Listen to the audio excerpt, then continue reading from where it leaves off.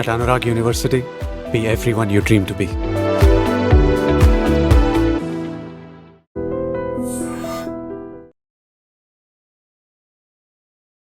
నమస్కారం, welcome to I dream. ధర్మ మార్గం విత్ విజిత కార్యక్రమానికి స్వాగతం.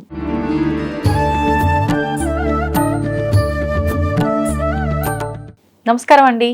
శుభాశీషులు దివ్య స్వరూపులందరికీ కూడా మనకి జూలై 29వ తారీఖున గురు పౌర్ణమి వచ్చింది. ముఖ్యంగా ఈ గురు పౌర్ణమిని వ్యాస పౌర్ణమి అంటారు. ఈ రోజున అంటే మనం గురువు స్థానంలో ఎవరినైతే భావిస్తున్నామో వాళ్ళకి కృతజ్ఞతలు తెలుపుకునే రోజు అని అంటారు. ప్రతి ఒక్క మనిషికి ఎవరో ఒక గురువు అనేవారు ఉంటారు, మనం గుర్తించినా గుర్తించకపోయినా వాళ్ళకి కృతజ్ఞత తెలుపుకోవడమే కావచ్చు. ఇప్పుడు కృష్ణుణ్ణి గురువుగా భావిస్తారు, శివుణ్ణి గురువుగా భావిస్తారు, మానవులని గురువుగా భావిస్తారు, తల్లిదండ్రుల్ని కూడా గురువుగా భావిస్తారు.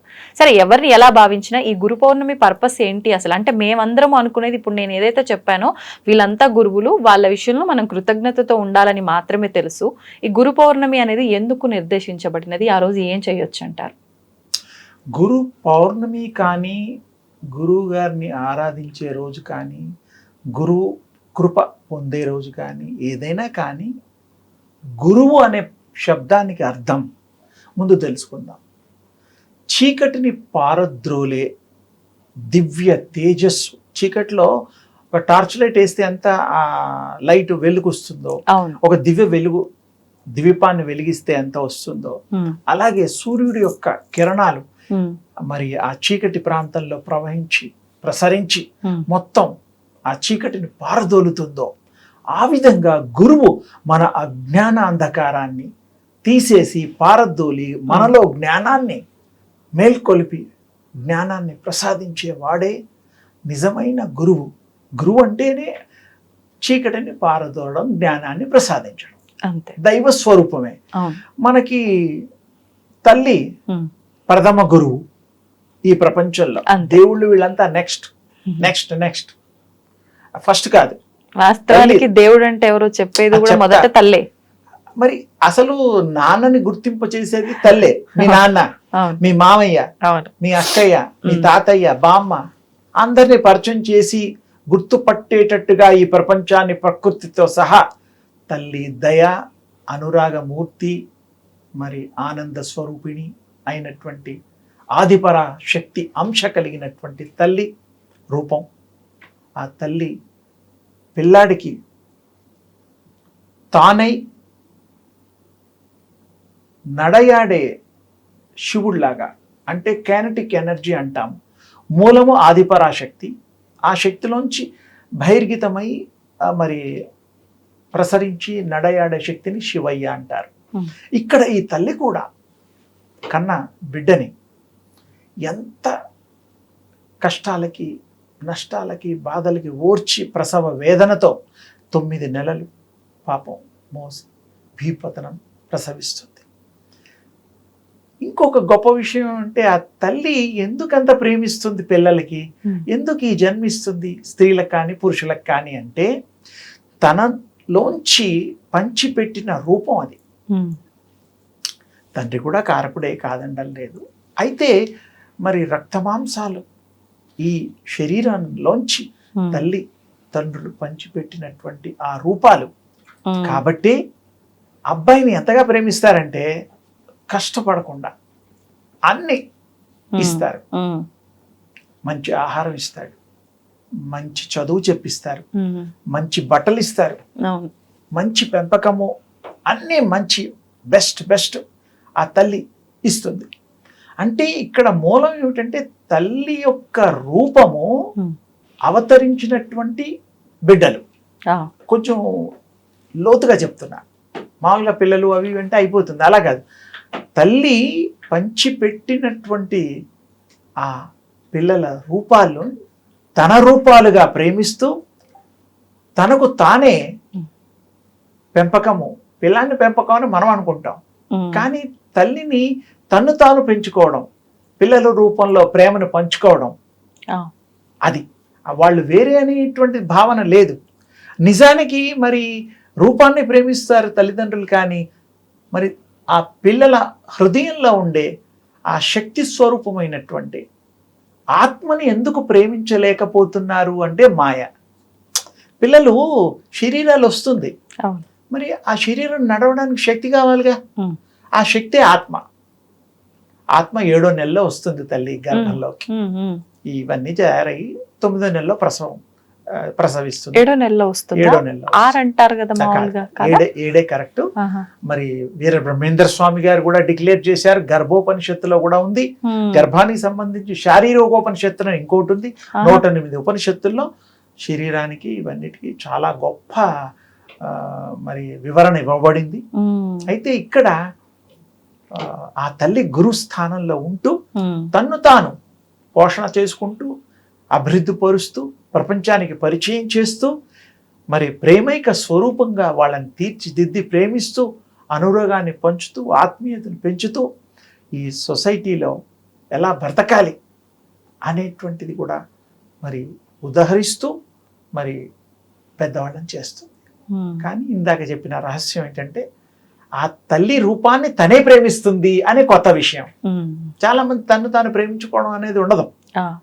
మా అబ్బాయిని నేను ప్రేమిస్తాను, మా అబ్బాయి మా అమ్మాయిని ప్రేమిస్తాను, బాగా చదివిస్తాను, డాక్టరు, ఇంకేదో పొలిటీషియన్, యాక్టరు, ఇంకేమో అన్నీ ఓకే.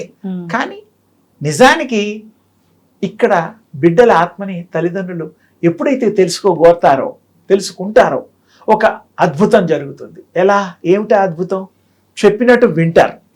ఇప్పుడు మా అబ్బాయి వినడం లేదండి, రాత్రి 2 దాకా రావడం లేదండి, ఫ్రెండ్స్తో తిరుగుతున్నాడండి, కాలేజీ ఎగ్గొడుతున్నాడండి అంటాం. మరి మీ పెంపకంలో లోపం లేదు ఇక్కడ, ఉందా?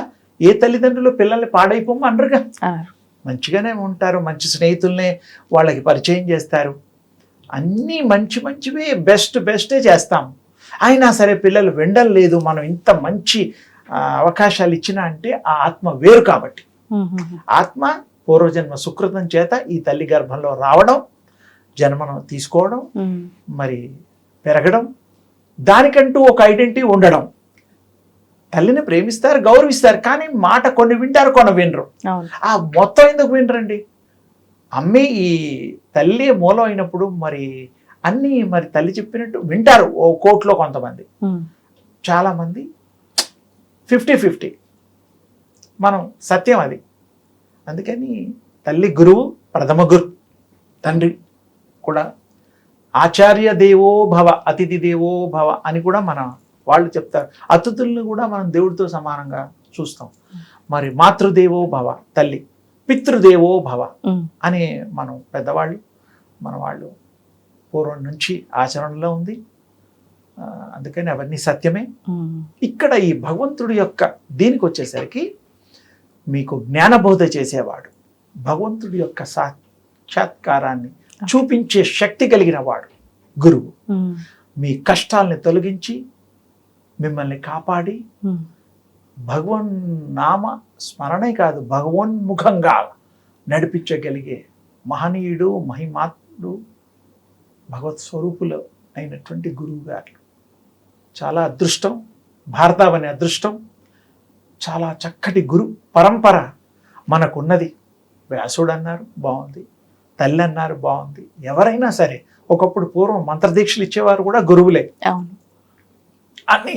అందుకని గురు బ్రహ్మ దేవుడితో సమానం, గురువు విష్ణువుతో సమానం. ఆయన జ్ఞానాన్ని ప్రసాదించే వాళ్ళు భగవంతుడితో సమానం, తల్లితో సమానం అని మన పూర్వీకులు చెప్పినటువంటి మహా దైవ అద్భుత వాక్యాలను మనం అనుసరిస్తూ మనం ఆ విషయాల్ని ఆకళింపు చేసుకుంటూ మనతో పాటు భావి తరాలకు అందిస్తూ ఈ గురు పరంపరని మనం కొనసాగిస్తూ గురువు గొప్పతనాన్ని, గురువు యొక్క విశేషతని, ఆ దైవ అనుగ్రహానికి పాత్రత కోరే శిష్యులందరికీ కూడా గురువు మరి కారణ జన్ములు అయి ఉన్న మనకి ఆ గురు పరంపర అర్థమవుతుంది. మనం అంతా కారణ జన్ములమే. వితౌట్ కారణము మనం పుట్టం. పర్పస్, మనం ఒక పర్పస్లో వస్తాం. రాముడు కృష్ణుడు కాదు, కృష్ణుడు రాముడు కాదు, బలరాముడు కాదు అని కాదు, మరొక పర్పస్లో వచ్చారు, అవి చేశారు. అమ్మవార్లు, అయ్యవార్లు, దుర్గా, శివ, వీళ్ళందరూ కూడా ఒక పర్పస్ఫుల్లీ మానవులను ఉద్ధరించేటువంటిగా ఆ బాటలో తన బిడ్డలు పిల్లలమే, వాళ్ళు సృష్టించిన వాళ్ళమే మనం. ఏది ఏమైనా పౌర్ణమి రోజు ఆ పున్నమి ఎంత ప్రకాశిస్తుందో అంత ప్రకాశాన్ని మన హృదయంలో నింపేయడానికి, ఇవ్వడానికి గురువు అనుగ్రహం చాలా అవసరం. గురువు మనని ఇస్తాడు. మనం ఆ దారిలో చేయి పట్టుకొని, చిన్నపిల్లల్ని చేతులు పట్టుకొని తల్లిదండ్రులు నడిపించినట్టుగా, బాట చూపించినట్టుగా, నడక నేర్పినట్టుగా గురువు కూడా ఆధ్యాత్మిక ప్రపంచంలో మనని నడిపిస్తారు. ఆ భక్తి భావంలో ఓలలాడిస్తాడు, తేలలాడిస్తాడు. ధన్యులం మనమంతా. గురు పౌర్ణమి రోజు మన తల్లిని గౌరవిస్తాం, మనకి మంత్రదీక్షలు, మంత్రోపాసన ఇచ్చిన వాళ్ళని మన ఆ భగవంతుడు రూపాలుగా భావిస్తూ ఆ యొక్క కరుణ కటాక్షాలని పొందుతూ మనం ధన్యులం అవ్వాలని, అవుతామని, ఆ ఉద్దేశంతో మనం సంచరించాలని నా యొక్క వారందరికీ కూడా దివ్యాశిషులు. ధన్యవాదాలండి. And for more videos, Please subscribe to iDream channel. Subscribe to iDream Media. Please subscribe to iDream. Please subscribe to iDream. Please subscribe iDream. And please subscribe to iDream. For more videos, subscribe to iDream. please like, share and subscribe to the channel. Congratulations, iDream. Subscribe to iDream. Subscribe to iDream. So subscribe to iDream Media. iDream team అందరికి huge congratulations. Please subscribe iDream Media. Please subscribe to iDream. Subscribe iDream. Please subscribe to iDream. iDream అంటే నా కళల ఛానల్ను subscribe చేసుకున్న నోరు తిరుగుతలేదు, మీరైతే గంట గుర్తు కొట్టండి. For more such videos, please subscribe to iDream. Subscribe to iDream. Please subscribe to iDream. Please subscribe iDream Media. Please do subscribe to iDream. Please subscribe to iDream Media. For best entertainment and information, please subscribe iDream. And don't forget to subscribe to iDream.